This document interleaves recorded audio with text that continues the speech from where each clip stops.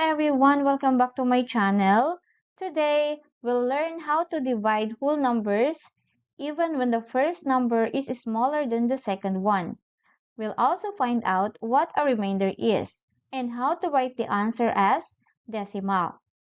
So we'll take it step by step. Let's begin. In this video, we're going to divide 2 divided by 8. Divide 2 divided by 8. We cannot divide 2 divided by 8 because 8 is bigger than 2. So we write 0. Then 0 times 8 equals 0. The next step is to subtract. 2 minus 0 equals 2.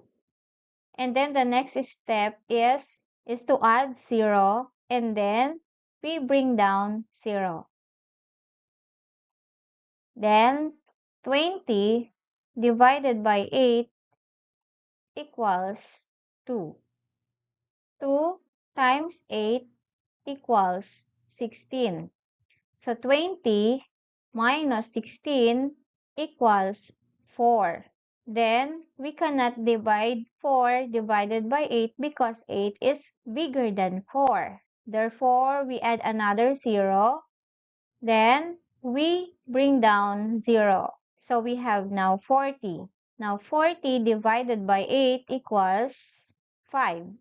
5 times 8 equals 40. Now 40 minus 40 equals 0. Therefore, the answer is 0.25. Again, 2 divided by 8 equals 0.25.